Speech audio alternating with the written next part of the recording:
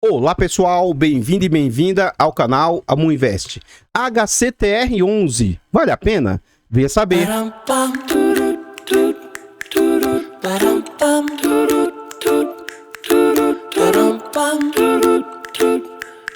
Então pessoal, antes da gente saber mais a respeito desse fundo imobiliário, eu gostaria de pedir humildemente, por favor, deixa o like no vídeo e comenta para nós. E aí, você conhece esse fundo imobiliário? Sabe em que ele investe? Quem é a gestora, segmento de atuação? Acredito eu que esse seja um dos fundos, entre aspas, tá? Entre aspas, com maior polêmica envolvendo ele recentemente. Comenta aí para nós o que você acha desse fundo imobiliário. Desde que seja com respeito, você pode falar qualquer coisa aqui. Independentemente de você concordar com o meu ponto de vista ou não, traga o seu ponto de vista, que ele é sempre muito bem aceito. Por favor, compartilhe o vídeo. Ajude nos a levar conhecimento e educação financeira a mais pessoas. Like, comentário e compartilhamento é de graça, não custa nada e vocês vão nos ajudar imensamente. Temos o objetivo de chegar a 10 mil inscritos. Ajude-nos até o final desse mês, né? Ajude-nos, se inscreva no canal e ative o sino.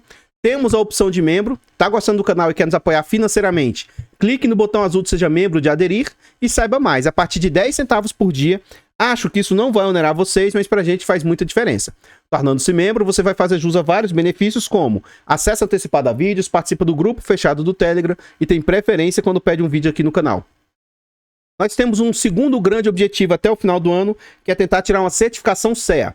Com essa certificação, a gente pode se tornar um profissional do mercado, inclusive fazendo indicação de ativos. A certificação é cara, é lá em São Paulo, teria passagem, hospedagem, dentre outros custos.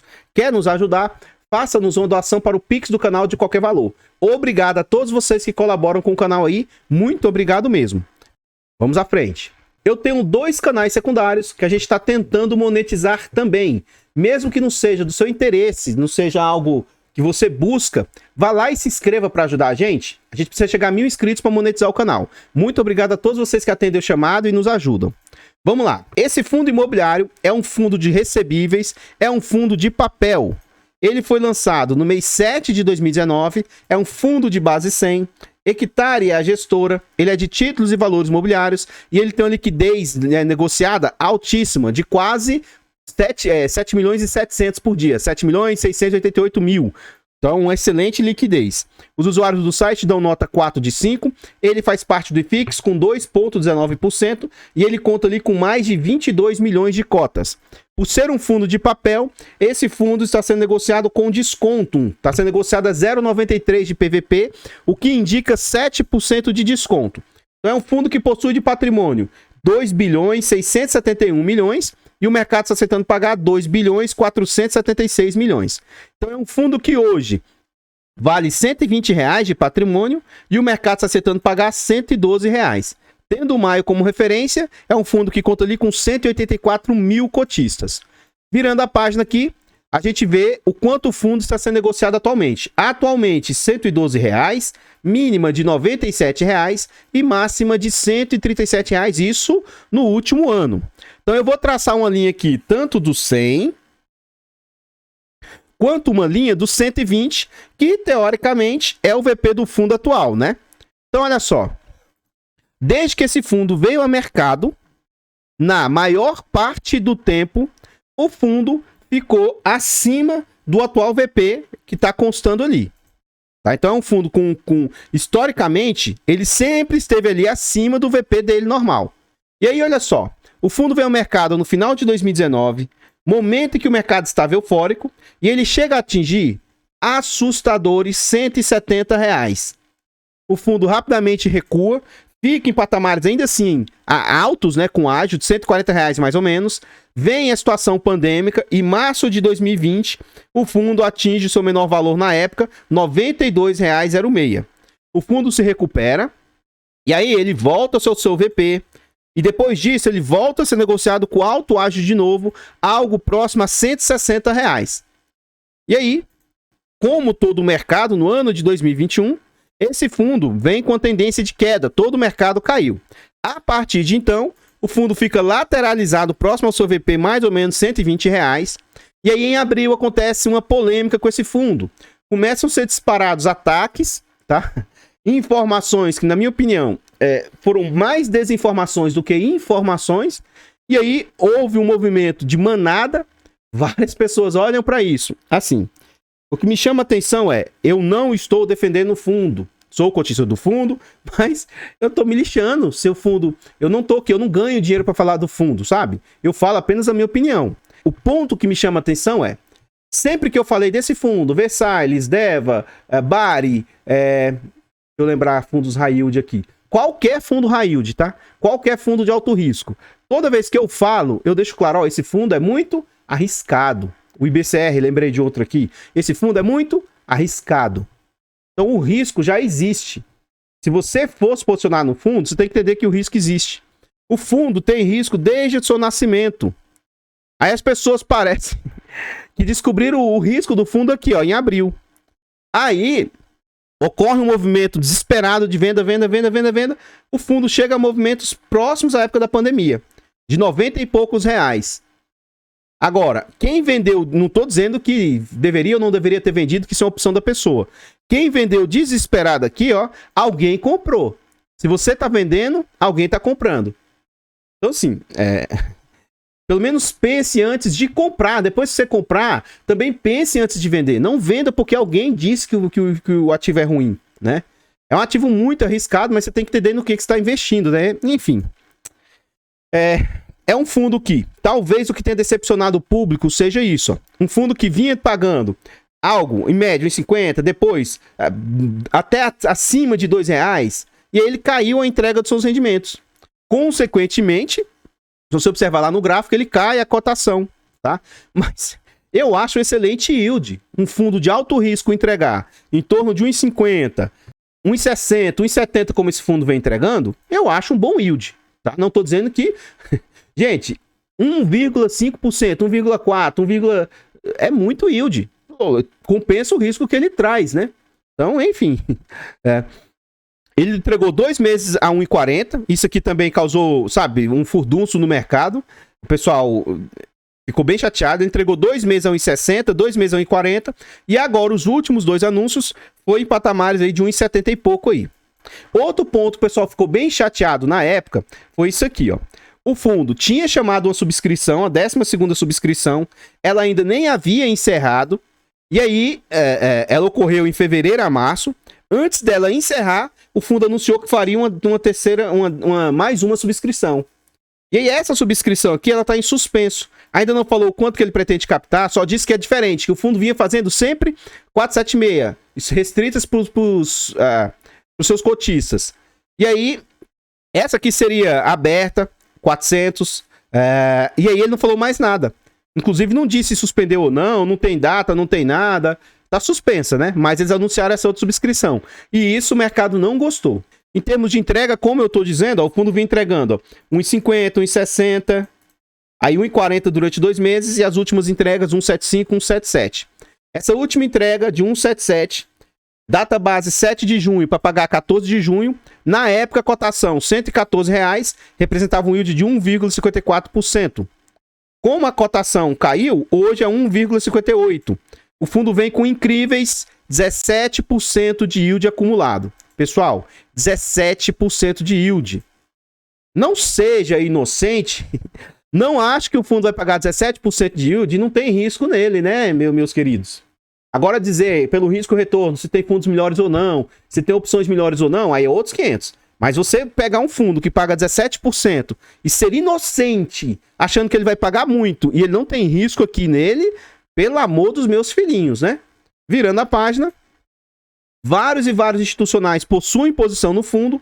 O Iridium tinha uma posição bem maior, foi desmontando a posição que ele tinha no fundo. Atualmente tem 2,52%, mas ali você tem Becri, Kizu, BBFO, Irim, vários outros institucionais com algumas posições no fundo aí, né? Em se tratando de um fundo bilionário, essas posições são posições altas, né? Aqui a gente já está dentro do relatório gerencial e o fundo fala, no dia 6 de abril, o fundo anunciou um dividendo de 1,46%, ou seja, o relatório aqui ainda é de abril, não é de maio. Isso aqui é um ponto negativo, é que antes a Hectare estava trazendo relatórios mais rápidos, né?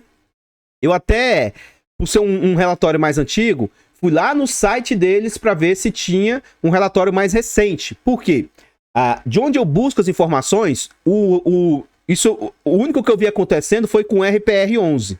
Não sei se acontece com todos, tá?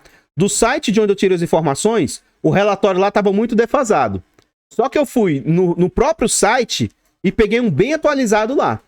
Aí, esse aqui do HCTR, no site da HCTR não tem relatório atualizado. Então, é a própria gestora mesmo que está com defasagem na entrega dos relatórios. E isso é um ponto ruim, que o relatório deles era muito rápido, tá? Aí ele fala, no dia 6 de abril, o fundo anunciou 1,46, 1,75. Após a distribuição, o fundo tem 27 milhões de lucro contábil, não é lucro caixa. Então, contábil não necessariamente ele consegue distribuir, tá? O resultado deste mês foi impactado principalmente pelos fatores, ó. O Serra Verde distribuiu 20 centavos. O aumento da correção monetária é explicado pela variação do IPCA de fevereiro e março. 92% dos CRIs são indexados ao IPCA. Em maio, com o IPCA de abril já divulgado, estimamos a correção monetária terá novamente um valor expressivo e realmente teve. Um valor semelhante àquele, anunciou até um pouquinho maior o valor aí.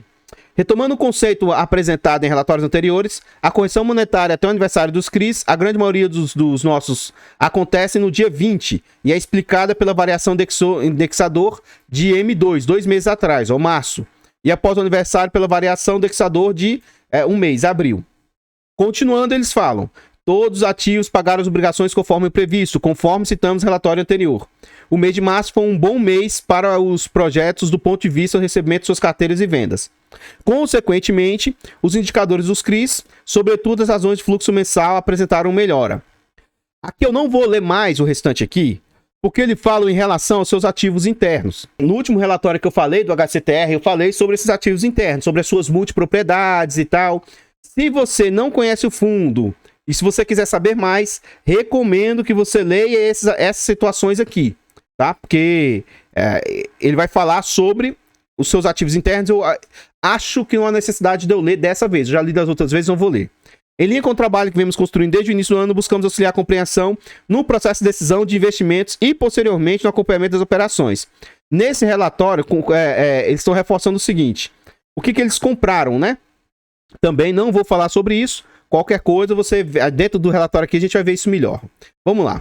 Aqui a gente vê a DRE do fundo. Dessa vez, pela pressa de gravar o vídeo, eu não trouxe as despesas, as taxas e tal, cobradas pelo fundo. Esse fundo tem uma característica. E aí, note, eu não tô nem aí. O que vocês acham de mim ou não? Você acha, sabe? Eu sou muito transparente no meu ponto de vista. Eu não aliso, não falo... Eu falo tudo o que eu acho, só que eu tenho um critério. Se eu falo mal aqui, eu falo mal em qualquer fundo. Se eu falo bem, eu falo bem em qualquer fundo. Então, assim, esse fundo tem um ponto negativo, que eu não trouxe aqui, mas está lá no relatório, que é a taxa de performance deles, que ela é atrelada a 100% do CDI.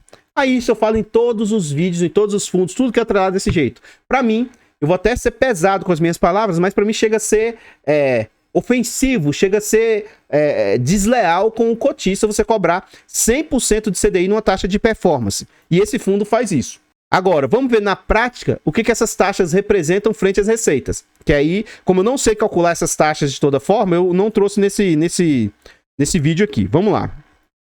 Nós vamos pegar aqui em abril. Vamos ver o que o fundo receitou em abril. Em abril, o fundo receitou 44 milhões e 900. De onde que veio isso? 39 milhões veio de CRIs, que se subdivide, ó, juros e correção. Veio mais 5 milhões e 400 de FIIs, que desse mês não teve giro de FIIs, ó, foi somente de negociações.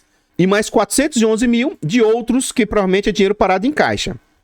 Despesas do fundo. Então, as despesas do fundo aqui, ó. Gestão, administração, performance. E aí a gente só não vai somar essas outras despesas aqui, esses 35 mil. A gente vai ver, então, o que essas despesas representam frente às receitas.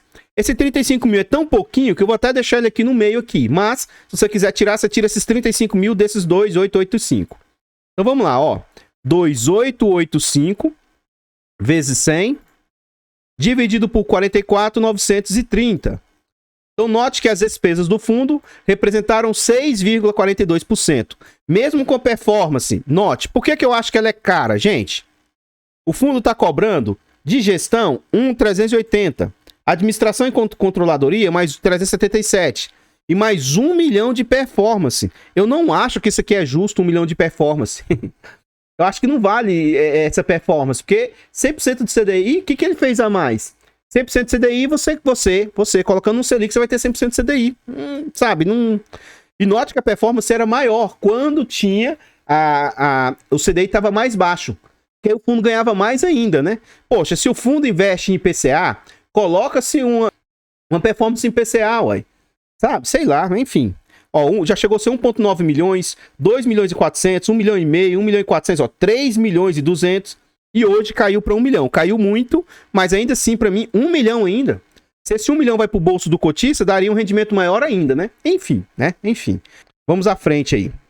A carteira do fundo, um dos pontos que me chama a atenção é um fundo muito diversificado. Muito diversificado. E aí as pessoas ficam falando sobre a problemática do fundo. Meu Deus, isso aqui, ó. O circuito de compras é algo que é muito problemático e tal, e blá, blá, blá. O fundo tem o circuito de compras. Olha o que representa da carteira aqui, ó. Representa 5,9 com mais 0,8. Representa 6,7% da carteira. Se acontecesse alguma coisa grave lá, de lá não pagar esse CRI e impactar nas receitas do fundo, 6%, gente. Eu vou arredondar para 7%. 7%, eu vou baixar para 1,50, tá? Vou baixar para 1,50. Então imagina, 10% de 1,50 seria 15 centavos. No pior cenário, esses 1,50 cairia para 1,35. E olha que eu tô arredondando tudo bem para cima, tá? Então assim, será que é tão grave assim? Isso eu tô falando se desse default e ele não pagasse nada. Se o circuito de compras quebrasse e não pagasse nada. O que iria impactar inicialmente o fundo seria cair de 1,50 para 1,35. Então, eu vejo outros ativos aqui do portfólio muito mais arriscados do que o circuito de compras. Para mim, esses outros ativos aí de multipropriedade, esses aqui, ó, multipropriedade, parque temático, multipropriedade, o próprio loteamento, multipropriedade, mixed use, esses trem são muito mais arriscados do que esse aqui que é de shopping. Muito mais. Só que aí, eu fico vendo influenciadores falando sobre como se as situações que ocorrem lá no circuito de compras são o gestor que está fazendo. Em vídeos recentes, soltaram um vídeo assim, que tá tendo pirataria, tá tendo máfia, tá tendo não sei o quê. Peraí, vamos lá, deixa eu ver se eu entendi. É o gestor que tá fazendo o rolo? É o gestor que tá vendendo produto sem nota fiscal, produto clandestino? É o gestor que tá fazendo isso? Me explica isso para eu entender. Por que estão atribuindo ao hectare, à gestora, uma situação que está acontecendo no imóvel lá? Imagina o seguinte, tá? Imagina o seguinte. Você tem um fundo, um logístico. E aí o cara lá do galpão logístico, ele é um traficante, tá? O cara lá do galpão logístico é traficante. Aí a culpa é do gestor? Porque o inquilino é traficante? Qual o sentido disso?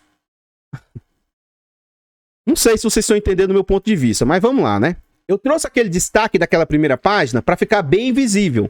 Um dos pontos negativos do relatório é que é bem pequenininha a letra. Eu já tentei de todo jeito trazer para vocês e não dá para trazer tanto. Então assim, apesar de todo o risco que esse fundo possui, ele é um risco alto, altíssimo, porque multipropriedade é muito arriscado. Só que é um risco ao mesmo tempo pulverizado. Olha o tanto de ativos que o fundo investe. Ele tem muita assim, diversificação. Além de todas essas duas páginas, ainda tem mais esse restante aqui, ó. Que é 2,5 páginas de ativos nos quais ele investe, ó. Tudo bem? Seguindo aqui, a gente vê que aqui, assim, é um ponto que, se você tivesse de ficar chateado, foi quando ele começou a fazer isso aqui. Esse fundo era um fundo de CRI que começou a investir, por exemplo, ó, XBXO, que é o circuito de compras. Então, olha só, o fundo tem lá 6% que ele investe em dívidas e ele investe diretamente no empreendimento 8,7%. Esse ponto aqui, ó, se desse alguma problemática lá, teoricamente, entre aspas, tá? O fundo ia perder 230 milhões, entre aspas. Porque depois ele ia tentar vender isso, apurar esse dinheiro e receber isso do que ele investiu, tá bom? Mas ele já não recebe dinheiro daqui, ó. Ele não recebe dinheiro do XBXO. Então, se desse algum problema lá, isso não ia impactar as receitas do fundo. O problema é que, assim, aí isso eu posso concordar que as pessoas podem ficar chateadas. Mas aí isso aconteceu não foi agora, foi coisa de 1 ano e meio atrás. O fundo parou, começou a investir e financiar ativos da própria casa. Ele começou a investir no XBXO, no Serra Verde, no HCST, no filoteamento. São todos ativos internos. Acho que esse HG também é deles. Então, muitos desses ativos sequer pagam rendimento. Então, assim, nesse ponto aí, eu acho que, assim, né? São percentuais altos que ele começou a investir, ó. Serra Verde 6,7. Serra Verde até que paga dividendo, né? Mas os demais aí não paga. 8,7 no XBXO, 3% no HCHG.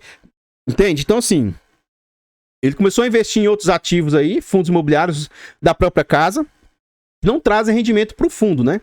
Então, aqui o que a gente observa atualmente? Atualmente a composição da carteira, 74% em CRIs, ele tem ali 22% em FIIs, sendo que uma parte desses FIIs não pagam.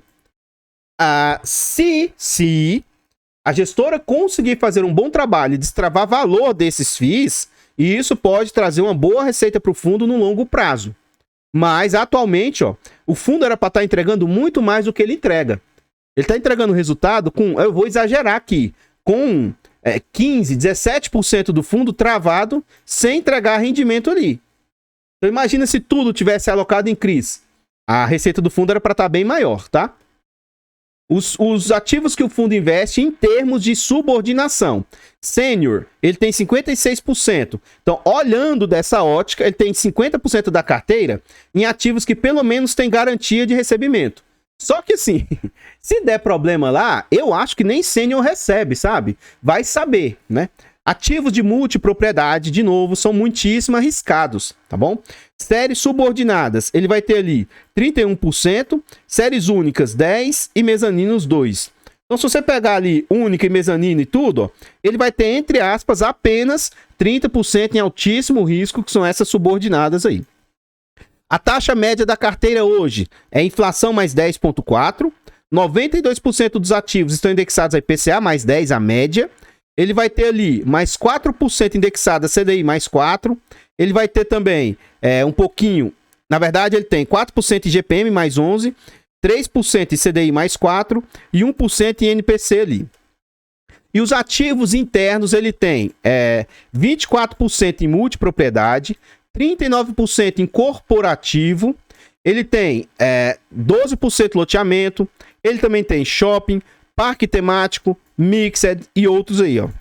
Tá? Então ele tem uma diversificação por setores, apesar de ser setores bem arriscados aí, tá? Multipropriedade, loteamento, esse próprio shopping dele que ele está investindo aí, são todos ativos de muito risco para o fundo. Então, pessoal, o que eu tinha para trazer a respeito do HCTR são somente essas informações. Por favor, vá lá nos canais secundários, se inscreva nos canais e ajude-nos a chegar a 1000 inscritos neles aí. Muito obrigado a todos vocês que colaboram, ajude a monetizar o canal. Por favor, deixa o like no vídeo e comenta. O que eu vou só pedir é o seguinte, só comente com educação. Fale o que você quiser, com embasamento, sabe? Não fala, fica só sendo um papagaiozinho que repete o que o influenciador falou. Pega o que ele falou e tenha senso crítico em cima do que foi dito, tá bom? Eu, quando questiono algo, quando eu reclamo de algo, é algo que já aconteceu na prática. Apesar de tudo que estão imputando ao fundo, para mim, assim, não vejo nada demais as informações trazidas. Pode até ser que, poxa, os inquilinos não têm qualidade, os inquilinos é cheio de rolo, tem máfia dos inquilinos ali e tal. Não, nesse ponto aí é inquestionável. Mas, de novo, estão falando como se isso tudo fosse do fundo. Primeiro que não é o fundo, e depois, isso é um percentual do fundo que tem isso. Então, sei lá, coloca como se o fundo fosse quebrar, falir, fosse a zero. Enfim, né? Eu não vejo esse tipo de risco. Eu vejo riscos de inadimplência, riscos de calote, e, de novo, mais pelas multipropriedades do que por esse ativo do circuito de compras. E outra coisa, risco de calote não quer dizer que vai acontecer. Risco de inadimplência não quer dizer que vai acontecer. Enfim, tá bom? Tá aqui o meu ponto de vista. Para mim, esse fundo continua sendo muitíssimo arriscado. Por isso que ele entrega um yield alto, Isso é renda variável. Ele não vai entregar sempre 1,70, ele vai entregar 1,20, 1,40, R$1, ele vai entregar menos também, vai entregar mais. Ele é um fundo de renda variável, a renda não é fixa. Comenta aí o que você acha. Com educação, por favor. Compartilhe o vídeo, ajude-nos a levar conhecimento e educação financeira a mais pessoas. Se inscreva no canal, ajude-nos a chegar a 10 mil inscritos. Torne-se membro do canal a partir de 10 centavos por dia. Faça-nos uma doação no Pix do canal de qualquer valor. Eu vou ficando por aqui. Vou deixar passando mais alguns slides a respeito desse fundo e eu espero encontrá-los nos próximos vídeos. Fiquem todos com Deus, tenham um bom dia, uma boa tarde, uma boa noite e... fui!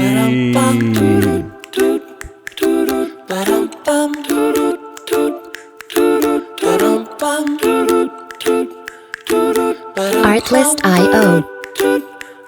Easy as pie, lemon, apple or cherry. Loving you is so very sweet, sweet, sweet. How can it be such a piece of cake? And your smile is the Music licensing reimagined. Loving you is a party. It's sweet, sweet, sweet. How can it be? And you make my candy-coated heart melt. When you take my hand and I am under your spell. Baby, I crave your affection. When I stepped in sweet confection. Artlist.io. Honey, you're my sugar. I'm pleased as punch. Whether spiked or sparkling, you make me tipsy and bubbly. If you're dessert, I want the last course first. Oh, how I love